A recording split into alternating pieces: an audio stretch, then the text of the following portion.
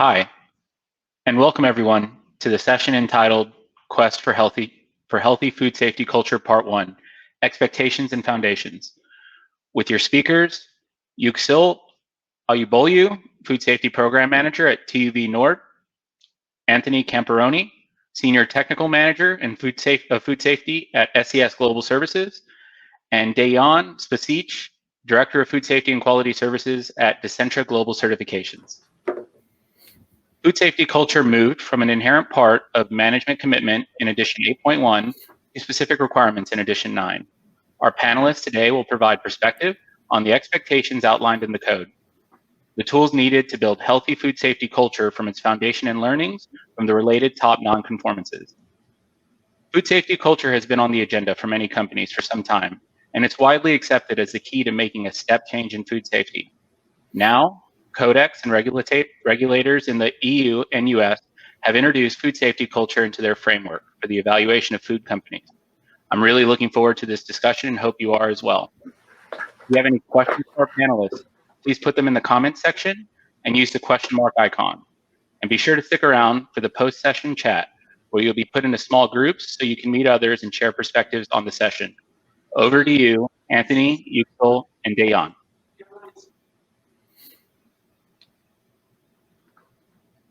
Thank you, Mark. Next, please. Hello, everyone.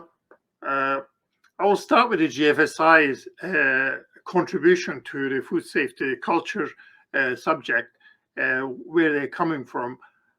When it says that because of a significant portion of the developed world today depends upon mass-produced, globally sourced, processed and distributed food, the importance of maintaining food safety standard is well understood and recognized. However, an increasingly complex and fragmented food delivery system demands more than a reliance on written rules, regulatory oversight, and safe food practices. Essentially, what the GFSI document has said in the multiple pages of the food safety culture is that we need a matrix to put everything together in harmony. You will hear this definition today a few times, probably. The working group defined the food safety culture as shared values, beliefs, and norms that affect mindset and behavior towards food safety across and throughout an organization. So it's really, we are looking for the shared values that affect our behavior within our organization. Next, please. Now, what does the SQF code require? There are at least three clauses where the food safety culture is mentioned in SQF code in Edition 9. Edition 9 actually incorporated the words where food safety culture have always been implied, which is the management commitment. As you see here in the very first clause, where senior management responsibility, direct responsibilities are explained, item number 2 says that establish and maintain a food safety culture within this site. Next, please.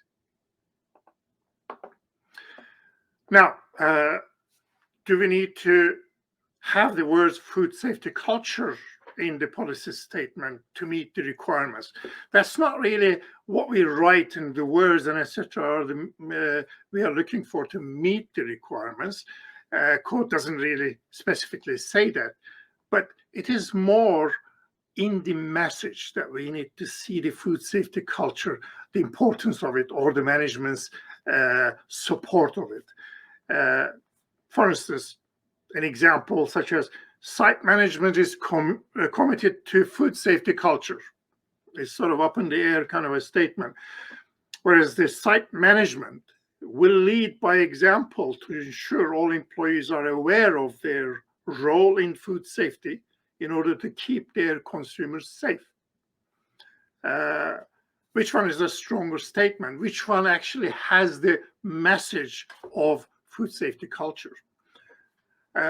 Polling, please. We'll have a polling question here for you to select.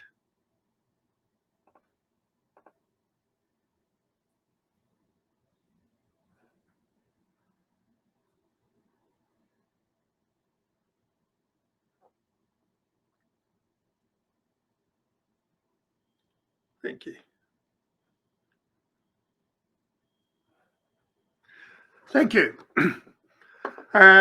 The polling suggested that the majority of the attendees selected the senior management, which is, as per the code, the correct answer.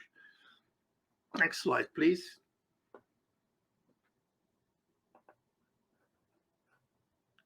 Next slide.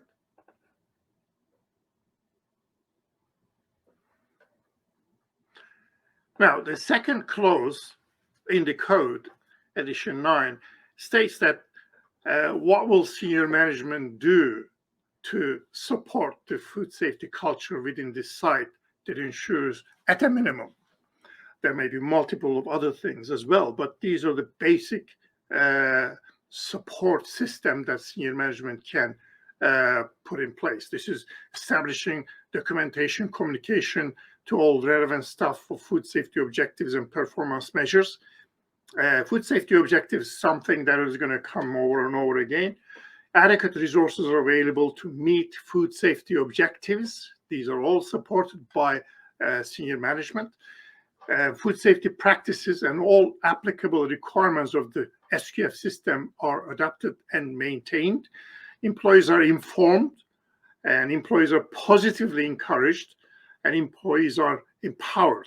In other words, all the subclauses combined demonstrate the management's efforts of leading and supporting a food safety culture. Next slide, please. Now here we ask again, how will I be audited for food safety culture? SQFI created a guidance document specifically on this subject in the new edition 9. Next slide, please. The guidance is quite an important and useful document. It basically tells us step by step how to approach the food safety culture questions. How are we going to be audited? It does sort of break down the basic auditing tools under the acronym of RIO. Basically, they are records, interviews, and observations, which lists essentially what the auditor is going to be doing in terms of assessing the food safety culture. Next slide, please.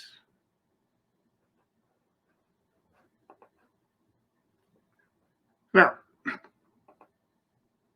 this particular one is essentially measuring of food safety culture performance. Basically, the management really put out their food safety culture commitment and supported with various requirements and various tools and etc. Now they need to be able to measure whether all this input has succeeded in terms of raising the awareness of the employees within the area, overall raising the food safety culture within the organization. And next slide, please. With regards to the performance, how are we going to be audited for this particular clause? Again, I will refer to the same reference, SQF guidance document on food safety culture, in which you will find the questions, whether it's through the interviews or document records review or the observations. For instance, documented reviews could be food safety objectives, performance measures, an organization chart, and capital project plans, work orders, internal audit reports, GMP inspection reports, recognition programs, and food safety quality records and job descriptions and etc. All of which basically management support system, whether that has worked and then whether it's being message is being effectively communicated to the employees. This is basically a performance assessment of management's own activities by reflection of these records and also interviews through the employees to see how far the food safety culture objectives have been reached. Next, please. I think this is all I have, and we'll be looking for your questions afterwards. Thank you. All right, thanks, Yüksel. Appreciate that. We are actually going to start with polling questions. So this will actually be polling question number 3. So if you guys want to go to the top right-hand corner, click on polls, and we're going to go to polling question number 3 first. While you guys are answering that, we're going to talk about how to evaluate a food safety culture from an auditor perspective. So could be training CB, or excuse me, from a CB training perspective. Looks like we got some results coming in. So looks like we've got some yeses, some nos, a few that have no idea. That's okay. We're going to talk about that as we go through here. So a lot of no's. That's great. That's what I kind of was hoping to see, but I had a guess that it might be pretty close to 50-50 there. So some good results. So a lot of questions around food safety culture, and hopefully we'll get some of those answered here coming up. Okay, great. So let's go to the next slide. And so when we're talking about evaluating food safety culture from an auditor perspective, we need to understand what first is not a food safety culture. And the big thing here that we want to talk about is it really is not a single event. Performing a training, maybe writing food safety culture into policy, which we've just talked about, plant management, participating in an opening or closing meeting, having a management review. Now, these could all be components of food safety culture, but these single events by themselves really does not constitute a food safety culture. Next slide, please. And we're going to talk about what it is, and then we're going to talk about how to evaluate that. And Yüksel already touched on the GFSI definition, so we're not going to repeat that. But when we talk about what is a food safety culture, it's really a collection of activities that occur on many different levels of the organization. It could be activities that take place from a senior management level all the way down to temporary, seasonal employees. So really, it's a top to bottom, bottom to top type of an operation. The food safety culture is only really as good as the participants. So if it's just senior management, then you're missing something. And so that's why it really needs to be that top and bottom. The other big emphasis that we need to talk about is that this should be a continuous process. This is not a singular event. In reality, it's not really an event at all. It's really more of, like we talked about, continuous process, building, nurturing a culture within the facility. It's a living and breathing dynamic. As an auditor, when we go in and we start to talk to employees, we should be able to feel that a culture has been implemented. Sometimes it could be in the infancy stages, but there should be something that you could feel. Maybe it's with visuals, it's talking with employees. You should be able to feel that something has been put into place. You can kind of relate a food safety culture even to team sports. You can have the best players in the world, and we see it all the time. Maybe the locker room has poor culture and the team doesn't perform. It's the same thing when you look at it from an organization perspective. You could have the best equipment money can buy. You could pay your employees the highest salaries, but if the right dynamic, the right commitment isn't in place, it's going to lead to problems. And generally, those can always be related to food safety culture. Next slide, please. And so now that we've talked about that, how do we evaluate it? And the biggest, thing that we always try to emphasize with auditors is that this has to be evaluated from start to finish. Far too many times during witness audits or different auditing activities, we'll see an auditor start at 2.11 and they're going to go right down the list in order from start to finish. And really, that's exactly what we should not be doing. Certainly, there are some components to talk about in the beginning of the audit, maybe organization chart, SQF, practitioner information. But when specifically talking about evaluating a food safety culture, that's got to be done from start to finish. And the reason why is that it's going to be the sum of multiple activities. We need to see all of the activities. We need to see all the data that we would ask for during an audit. It's going to contain, obviously, records. It's going to contain interviews and observations. But it's the sum of all of these activities that we're looking for. Now, some of these activities that we will see along the way, certainly for me, management review is a big one. That's really key from a senior management perspective. There could be other certain types of senior management activities like food safety team meetings, maybe internal audits. could be participation maybe in recall, crisis management, food defense. Any of those type of meeting points or connection points are really where auditors should be focusing on determining that culture implementation. Resources can be a big contributor or even a detriment to food safety culture, kind of depending on where that lies. From a production floor standpoint, we kind of mentioned touch point meetings before, product cuttings. These are excellent activities to participate in as an auditor or even just observe.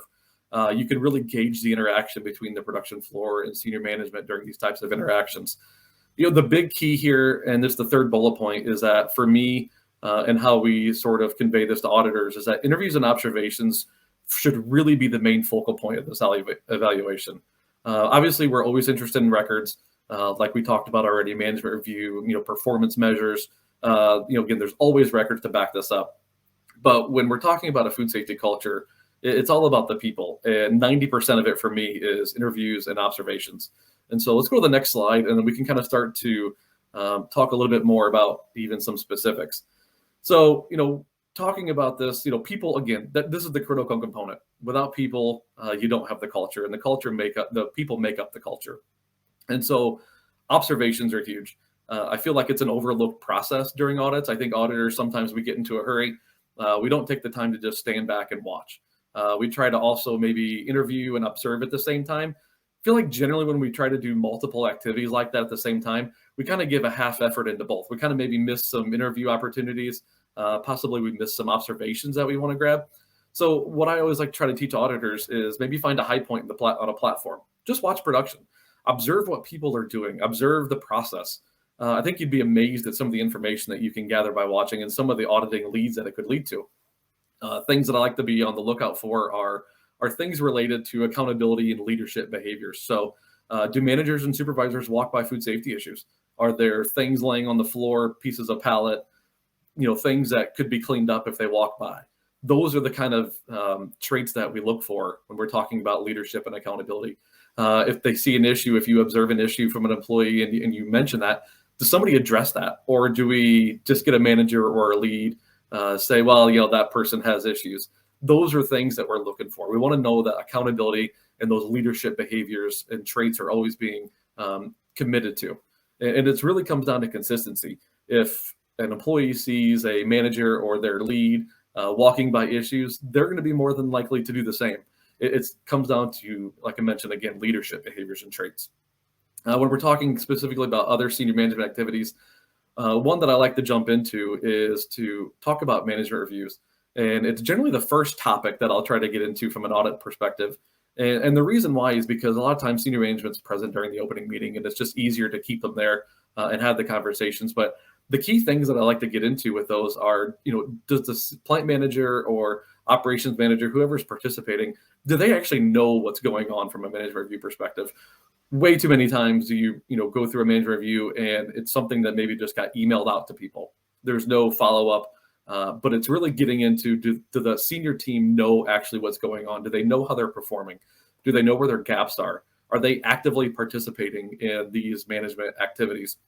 Those are excellent signs from a culture perspective. At the end of the day, the production employees can't start and implement a culture. It's got to be from the senior management. And I think it starts with them understanding, where are they at in the system? How are they performing?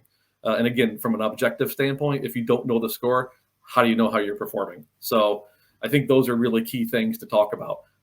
It's trying to determine if that food safety culture is just a great talking point, or do they actually believe in it? Do they actually buy into it? And a lot of that can be done through interviews and questions. I think most auditors can get a great feel for the level of commitment by asking questions and gauging their focus and participation. Now, from a production employee or a management standpoint, there are some great questions to be talked about. One key thing too is to interview employees across all shifts. A lot of times we focus on what first shift is doing, but maybe it's the third shift, maybe it's the second shift, maybe it's a weekend shift. Obviously you may not get a chance to talk to those folks, but at the end of the day, being able to talk to all the shifts can give you a lot of different data points. Generally, when your first shift are going to see folks that have been there much longer than maybe third shift. So you can get a great variety of experience levels in the facility to determine, have they had that same thing implemented from a culture perspective. When we're talking about interviewing people, far too many times, I feel like we're asking employees, do they know what SQF stands for? It's important, but unfortunately, that doesn't make anybody's product safer. I think you're just testing their ability to remember an acronym that maybe the practitioner wrote in the lunchroom the week before the audit. I think I want to get auditors to focus on value-added questions. What happens when things don't go the way they should? You might get the response, I reported to my line lead. That's excellent. There's nothing wrong with that. But let's go find that line lead. Let's find out what that person might do in one of those instances where something doesn't go the way it's intended. Do they know what to do? I also don't expect employees to memorize food safety policies, but do they know where it's located? What does it mean to them? That's the big thing. I don't care if people memorize these things, but how can they relate that to their daily jobs? How do they measure food safety performance? How do you contribute to food safety? Are you talking about monitoring activities and how are they performed correctly? Operators and line managers, line leads, them knowing what to do when things don't go right, I feel contributes a lot to food safety culture. It's their ability to bring up issues. It's their ability to talk about what's going on in the plant. All these different types of auditing techniques can be used to perform an evaluation of a food safety culture. Again, it's really important to not take singular events, singular data points, but take a look at the whole 2, 3, 4-day audit. Talk about the data points in your mind. Think about what they're doing, and then put it all together to kind of form your objective evidence on a food safety culture. Really appreciate your time. Hopefully we get some questions, but I'm going to pass this on to Dayan to go further into this discussion. Thank you for your time. Appreciate it. Perfect. Thank you very much, Anthony. So now we've covered what the requirements are under the code and how auditors are trained. So I'm going to be talking a little bit about, as an auditor, what we see on site, some of the really good stuff, some of the bad stuff, some of the really bad stuff. So let's go to the next slide. And we can just jump right into it. So gauging food safety culture. These are some of the questions that I've found useful and that I've even asked on the floor. And the way that we've already kind of talked about this is that as soon as you enter a site, an auditor, and most auditors will tell you the same thing, that they are immediately looking at food safety culture. So signage that's posted anywhere, even just talking to the people who are greeting you, the front desk, knowing that there is an SQF audit going on, all these things can be good indicators. So we'd like to ask questions about asking line operators, are you proud of the products that you make here? Do you then take these products home to feed your family? How do you contribute your ideas and share your ideas on food safety improvements? The senior management doing a good job on actually teaching you and helping you make safe and high quality products? Do they put you in a role and in a position to succeed when it comes to food safety? And on the other hand, we ask management questions such as, how do you allow for employees to voice their opinions? How do you remind employees of their roles in food safety and quality? And then the last thing, how do you measure the success of your business? We can move on to the next question, and we'll go into the good, the bad, and the ugly here. Yep, thank you. So one of the really nice things that I've kind of seen in my time is these food safety culture surveys. And this is just kind of an example along the side, not to kind of be looked at in any kind of detail, but the idea being that you want to start by evaluating where food safety is at your site. Some people have inherently already had a great food safety culture since the beginning because it's been a top-down, bottom-up approach, and they've really pushed the idea. Now, some people don't really know, and I think most of the sites that I visited don't really know where they stand in regards to food safety, and it's quite a new thing for them. Even though they might understand the ideas behind it, they don't necessarily understand how to gauge it. So, asking questions and these surveys of every level of your organization. So, starting from the line operators to management to even senior management ownership, everyone should have a rough idea of how well their facility and their business is doing when it comes to food safety culture. And the idea is that you take the first survey as a starting point. You make improvements based on the comments and based off of any suggestions that are made, and then you make changes, and you then do another food safety culture survey and find the difference and see the improvements that you've made. Or, in some cases you might see that it doesn't necessarily work, and that's okay too. It was already talked about, this is a living, breathing organism, so it's something that definitely needs to be continuously monitored and then followed up with. Go to the next slide, please. Another good example, some people implement suggestion boxes to show that they empower their employees. And the issue here is sometimes people are scared to kind of even use suggestion boxes, or, oh, it's a suggestion box. How much value is that going to actually bring to my business? So in regards to the suggestion boxes, having them in a place where it's not monitored, no cameras, people are not pressured into writing good things or bad things. Sites set them up in very proper areas. People are made aware of them. They're able to talk at liberally and able to make suggestions liberally. That's kind of what you want to see in regards to suggestion boxes.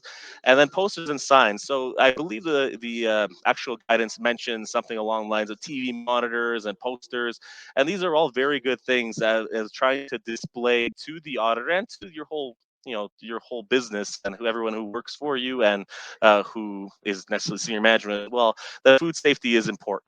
So you'll have something along the lines of everything from food safety is everyone's responsibility, or don't forget to come to work with a great attitude, and all sorts of different stuff that will tie into food safety. It might just be very little things, but they all come together and have a big impact on your business. Next slide, please. Employee and management meetings. Now, these have been a very unique opportunity for me to see as an auditor. Some people will have morning meetings every single day with their employees right before the start, like a pre-operational meeting prior to pre-operational.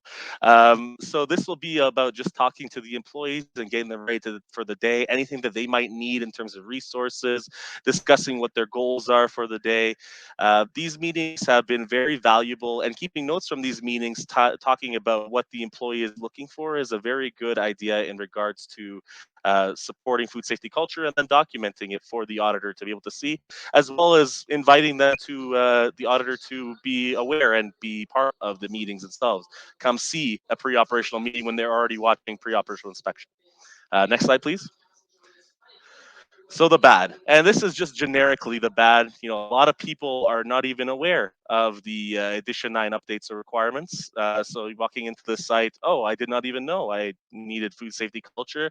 And in some cases, though, they actually are as unaware as they might be. They might have already inherently had this in place, so they might be in a good position. But then obviously that causes other issues. Employees unaware of their role in food safety, and the big one is, that's not my job. So we had that polling question earlier in regards to whose job is food safety culture and to promote a food safety culture. It's everybody's. So from the line operator, knowing that it's their job to voice their concerns in regards to food safety issues, to management providing the resources to fix those issues and the resources for allowing them to speak out. That is not something you want. You don't want that. That's not my job mentality, because that's very detrimental to food safety culture. Next slide, please. And the ugly. And so this is kind of the first one is, having a written program identifying food safety culture, but no one being aware of it. And this is the one that we run into a lot. This is, I have this great program that's all written out and kind of everything, but my employees don't know about it. My senior management thinks it's just another documentation audit, and I don't really have to, the QA manager is the only one who has to be responsible for it. So it's really bad when one person is your only sole proprietor of food safety culture in the business. It's not going to fly, regardless of how great of a program you may have, and you have all these documents and it all looks great. If you're not able to prove it through interviews, if you're not able to tie it to everybody else at the site and everybody's goal being the same, it's not going to result in a successful assessment of the food safety culture. Another big one is that when I ask those initial leading questions, and employees say that they don't buy products or do not want the products from the company because they don't taste good. So that's just a minor thing, but they don't feel like they're safe. That is a big red flag. And that, regardless of how great you might have your documentation, that is quite already a really bad food safety culture, and it's going to get only uglier from there, because it seems like there's some dissension between the regular line operators and management. And the last one being employees actively discouraged through fear or intimidation from sharing their opinions. So obviously this is kind of a big one, because the idea behind food safety culture is empowering employees to, tell you when there's issues and kind of present their ideas for improvements. In an environment where that can't happen, you can't exactly foster a food safety culture. No one's going to suggest something, because there is somebody somewhere along the line above them that will squash all their ideas, who doesn't believe in anything other than the bottom line, and that's also very inhibitive to food safety culture. I think that is it for my section. So I think I'll pass it back over to the moderator to discuss the breakouts.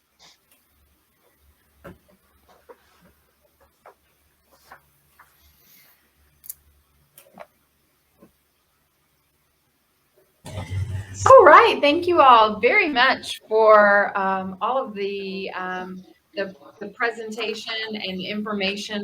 I hope our participants have found it very useful to hear from an auditor's perspective and a certification body's perspective on how they're interpreting the code, how they're training the auditors to go out, and how you all are actually looking at that. So we do have a few questions, and we do have some time for that.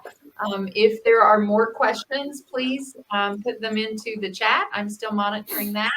And then we'll go to those breakout sessions in just a few minutes. So question number 1 was from the chat. And so if we take the approach of an observation program, is there any web-based software that you'd suggest using? And I think Anthony's going to take that. Yeah, that's a great question. Alchemy and iAuditor are probably the two that I've seen the most. Those seem to be able to, get a lot of that observation-based data together. Another good way that I've seen, and I know this was your question was around web-based, but this isn't web-based. A lot of times I've seen some good programs where you kind of work with maybe the safety team, and it's a behavioral-based observation type program where maybe people participate in weekly observations or monthly observations, and then that information is then gathered, reviewed, and then you can kind of base your observations off that. A lot of that can be tied to maybe performance or bonuses, but that seems to be a really effective program where you try to empower people on the production floor, line managers, senior management to maybe document some of the good or maybe even the bad that you see your fellow employees or colleagues doing. It's a great way to be able to see what's happening and get that data. So that's a good question.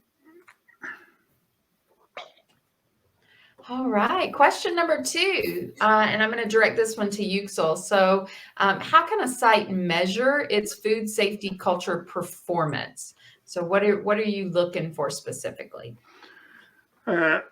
Distinction has to be made here. First of all, that we are not going to be measuring what the employees know about food safety culture. We are going to measure the performance of the management, how it reflects back to us as food safety culture. So that being in mind, there are several ways of finding that out, how much the employees have learned or enhanced their knowledge on food safety. I think my colleagues have mentioned earlier on what methods one can use, and anything from surveys to internal audits to all sorts of other records and interviews. But one thing that I found in one site about the surveys, that a site is asked a question to all the employees saying, very similar to Dijon's example, like whether you will eat the food here. They asked us, is this plant clean, do you think? So majority said yes, gave 5 stars, but some said no, or 4 stars, 3 stars.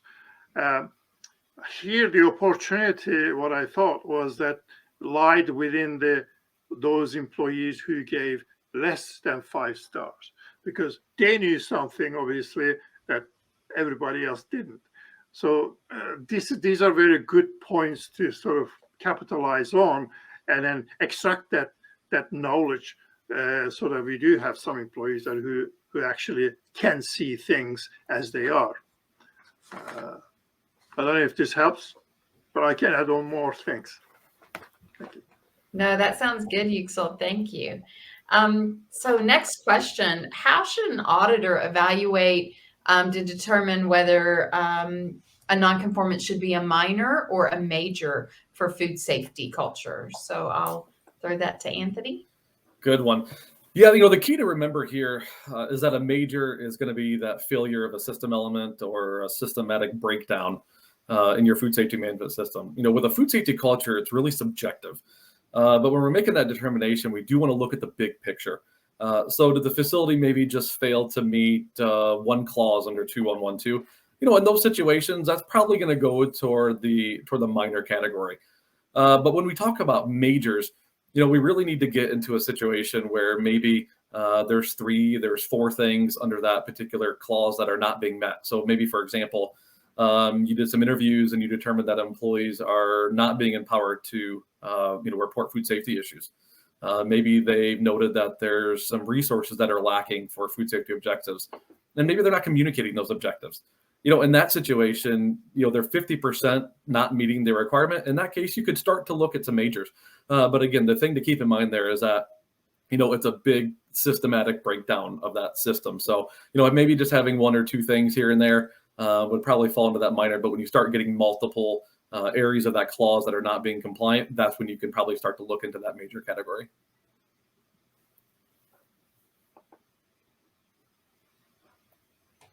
All right, thank you. The questions are coming in, so good job. Let's see. So the next one's going to be for Dayan. So at what point do you determine food safety compliant or food safety culture compliance? Since all of the requirements fall under 2.1, that's, the very start of the code. So at what point, do you determine whether they're compliant or not? Just like a lot of things with the SQF code, and this is a very good question because we get bogged down in where this is in the code, and that's one of the first things. If you're just going through a checklist, it's right up there. But really, this is something you always got to keep through the whole audit in the back of your mind. A lot of the code kind of comes down to that as well. You can't singularly focus and say, I am done this section, and then kind of move on. A lot of stuff will come up during an audit, just from my own experience. Like sometimes you'll find out halfway through the audit that the organizational chart for some reason the reporting structure is completely wrong, and yet you've already assessed it beforehand and you thought it was right. So it's the same idea with food safety culture. You're carrying that in the back of your head through the whole audit as an auditor, and then eventually you'll put all your evidence in that section. But through the whole audit, through the whole 2-3 days on site that you're spending there, you keep in the back of your mind, how do the employees respond to food safety culture? How does management respond to it? What do they have in place? So even though it's under 2.1, it's all the way through the audit. That's a great answer. Love that. It's all the way through the audit, start to finish. Okay, we've got time, I think, for a couple more questions. So let's see here. What if a company's assessment shows a poor food safety culture, but they have a plan? So they've identified how they're going to improve. So how would an auditor, view where they're at in their journey? So, and I believe Anthony's taken that one, I think. Yeah. Again, great question. And I think it comes down to, what does the poor food safety culture, what about it is poor? And, it's great that they have a plan. That's what it's all about. A food safety culture is not going to be implemented overnight. It's not going to be implemented in a week. That's going to be a continuous journey like we've talked about. And I think at the end of the day, you look at the intent of what the code is trying to get. And if they have a plan that has actionable dates, they have responsibilities, and it's a solid plan that's going to address what you feel might be a poor food safety culture, then I think the system's working. I think that's a culture that's actually beginning to work because they're understanding where their gaps are and how to fix those. And I think that's the makeup of starting to have a great food safety culture. So, and from my perspective, I would probably take the plan as it is and credit that to a developing food safety culture that's actually starting to work. All right, thank you. So next question, what are the components for a robust food safety culture program? Dayan, help us out on that one. Sure. And I mean, we've already talked a little bit about some of the components, but really, and it's hard to say for each individual site, but because some sites might have, 300, 400 employees, some might have thousands of employees, some might have 20. So really, you'll see food safety culture on a different level at every different organization, but you'll be looking for obviously something in regards to talking with training of employees, empowering employees. We talked about those suggestion boxes. Daily walkthroughs are something that I've seen that, or maybe it doesn't have to be necessarily daily, but I have a site that necessarily does it every single day. They have a food safety culture walkthrough where they're actually just monitoring all employees. Management monitors all employees continuously and fills in a little checklist. And then they actually trend that data over a week, over a month, over the whole year and see what kind of changes they need to make. So the answer is kind of, again, we talked a little bit about this being subjective, but it could be everything from just some training and some food safety culture and everyone's aware of it, to daily walkthroughs, suggestion boxes. If you put together all that's everything there, that would, I guess, be the definition of robust. But another thing that I also want to say, don't go overboard in documentation and all that kind of stuff. Food safety culture is very inherent. It's something that the auditor, as well as all your employees, should feel every single day coming into the plant. If they're not feeling that, you could write as many documents, as many trails of paper, as much as you want, but it's not going to necessarily help. So don't go robust right away. Figure out what works for you. Do an evaluation of where you stand, make improvements, take employee suggestions, and you'll be in good shape. Okay. So Yuxel, is it a requirement to have a written food safety culture program? It's not really a requirement to have a sort of program written, fully documented, and moving on its own like any other big programs. It is part of the management responsibility. It is part of the overall plant activities. It is when all these things come together, out is the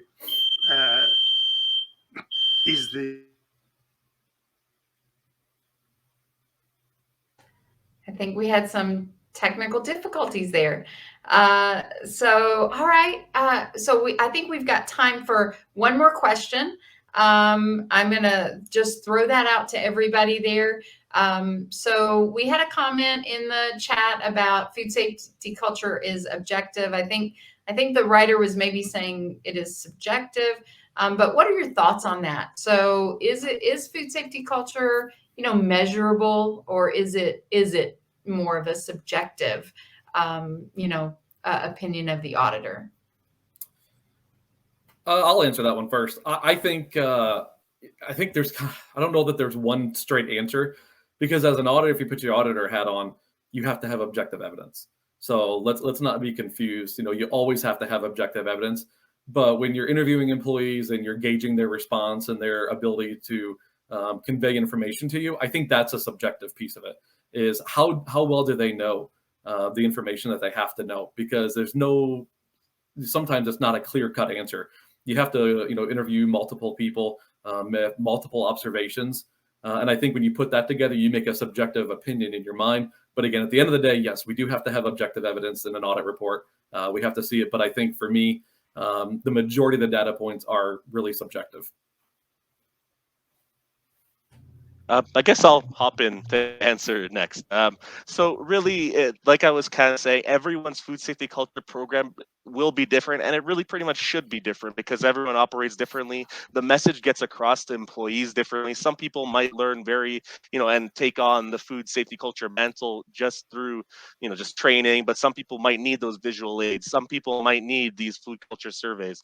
So while we're not necessarily looking for anything specific, because there's a lot of things that we could use it as evidence, we do need evidence to kind of what Anthony is saying.